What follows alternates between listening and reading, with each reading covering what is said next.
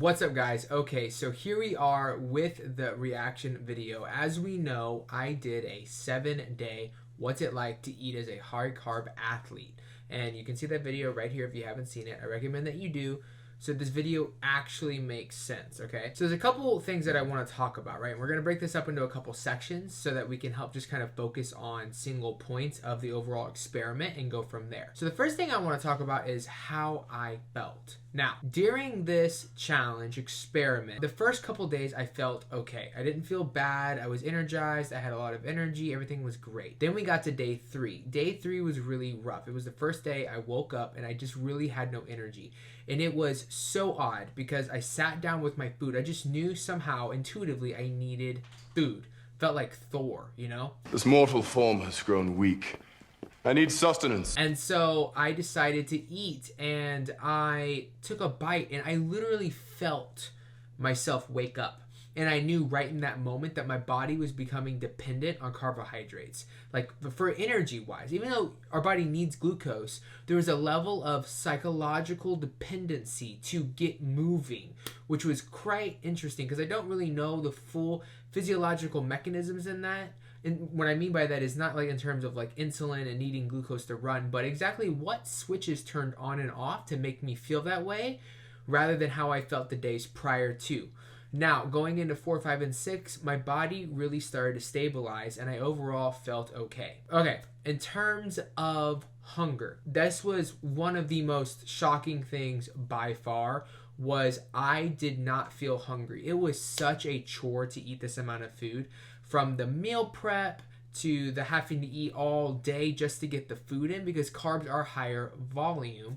It was just super difficult to get all the food in. Now you might be saying, "Oh, I could eat a bunch of carbs really easily." But you have to think about it for a second. I'm not talking about eating a gallon of Blue Bell ice cream here. I focused on only whole foods, which we'll get to in just a second. But I only focused on whole foods, right? I was really big on my rules, if you remember. There was no gluten. There was minimal grains, non-gluten, gluten-free grains. There was mostly fruit and tubers. So all my carbs were these whole food, no fat, no protein, just pure carbohydrate foods. And when you find those in nature, they're a lot less calorie dense than, say, a funnel cake or a Twinkie, because you got to think those foods are not just hyper palatable, really calorically dense sugars. They're also really processed fats, and so they're calorically dense as well. And so getting in all my carbs through whole foods was extremely, extremely difficult. And that kind of actually brings me to the third point, which was my overall results. So a couple things that I want to point out here. First, my recovery. By far, crazy, outstanding. I could destroy myself one day, and the next day, no soreness, which I cannot speak of that when I was on a strict ketogenic diet, especially when I started running. It's really important to note, right? I am a ketogenic runner. That is different than the normal person. There's something else, really, actually, before I continue, really good thing to preface here. You should not be doing this if you are just a normal go-by-go person. You have to have reasons to introduce carbohydrates. And even if you have reasons to introduce carbohydrates, unless you are an athlete, I do not recommend eating the amount of carbs that I ate, whether it's only for one day or for a week. Don't recommend it at all. Now, one thing I want to show y'all is this. This was day 8, so the morning after I was done with the experiment, and 4 days post-experiment back into keto. As you can tell, the photo on the left, I'm a little bit more watery. That was day 8.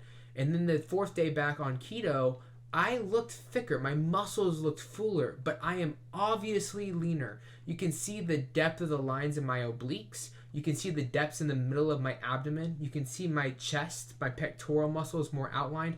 I am obviously leaner. Not crazy, but enough to where even I noticed it, right? What does this tell me? Did I get really, really lean in 4 days? No. What tells me is that during that week, I also was losing body fat.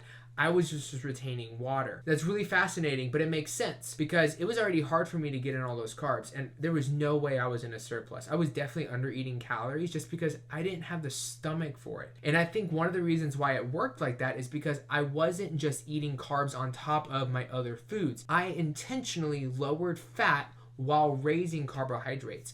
That's super important to understand, because a lot of times people get on carbs or try to introduce carbs again, and they end up eating a bunch of crap, or they start with whole foods, they retain some water, they only go off the scale because they don't think to take progress photos. They assume they're gaining weight. They say, screw it. So then the weekend they go crazy. And all of that is actual food that is very calorically dense that will actually turn into fat stores. And then that just validates how they felt the whole week. When if they would have just went and did that and then maybe got back on keto during the weekend and into the next week, they might have actually found that once the water weight went away, they were actually leaner than before they started eating the extra berries or whatever they added. Now, that's not to say I think you should lose weight on carbs. If there's anything, I do think, obviously, I am someone that has preached this before. If you are someone that has chronic cortisol issues, whether that be due to your cycle or whatever is going on, you do need to think about strategically implementing carbohydrates in your ketogenic diet. But I do not think that someone should lose weight just completely on carbs. I don't think that, especially when it comes to insulin resistance, inflammatory markers, metabolic health, I don't think that it's the best option, personally, based off of what I've seen and the clients I've worked with. So I'm not recommending that you do that at all. In fact, I'm not even recommending that you do anything I did on this experiment. It was more just to show that carbs, whole food carbs isolated, do not make you get obese. What makes you get obese is lack of activity, okay? And then also hyperpalatable foods that lead to surplus of calories that happen to have extremely inflammatory hyper-processed carbohydrates in them. A funnel cake is not an apple, and someone sitting on a couch is not a runner. It's really important that we start having these conversations because it's multifaceted. And I really believe that if we can start having this more transparent conversation, we can see people adapt a ketogenic diet that works for them, and we would actually see more people become keto in at least some form and tap into fat stores and become more metabolically flexible and actually primarily fat fueled. And I think that's an important conversation that we need to start having that we're not having right now. Overall, how does this affect me going forward? Okay, so I am still keto, obviously the keto road, it's who I am. I am fully in love with the ketogenic diet. It's something I've always wanted and always loved, and it's just 5 years now I've been on this. I shouldn't say always, but it feels like it. 5 years now. So going forward, basically, I was already doing more of a cyclic keto anyways. On my really heavy days, twice, maybe 3 times a week, I was introducing about 150 grams of carbs for recovery. I am now not scared to up that to 250, 300 on those days. And then the rest of my days going back to under 50 grams, probably just focusing on eating meat and keto bricks. I tried it this week. It worked extremely well. I was keto. I was super focused, mental clarity all week. And then Saturday, after my long run, and I was really tapping into fat stores, I carbed. I went high carb, low fat. I enjoyed those foods. I woke up this morning not sore at all. My body didn't spill over because I didn't overdo it with the carbs, right? So my body just used those to replenish glycogen and I didn't spill over. Therefore, when I woke up in the morning, my ketones were back to 0.2. My blood sugar was back in the 80s, and I'm very mentally focused, as you can see. And so that's working for me. So that's what I'm going to continue to do from here on out. So what did I learn from this overall? I learned that A, as a runner, my body can handle more carbs than I thought.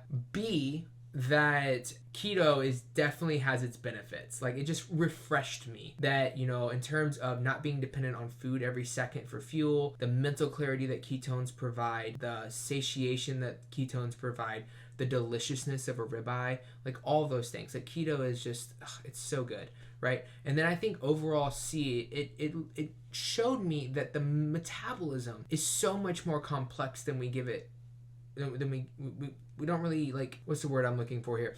We don't really give the metabolism its due, right? It's very complex, and we treat it kind of like this black and white thing in this space, and it's not. And I think the more that we can give it its due, and the more we can start talking about it in a bio-individual manner, the more people we're going to see come to find a sustainable version of keto that works for them, and the more people we're going to see get healthy. So that's all. If you have any questions, if I missed anything, please put it in the comments section below, and I'd love to answer it, and I'll see you in the next one.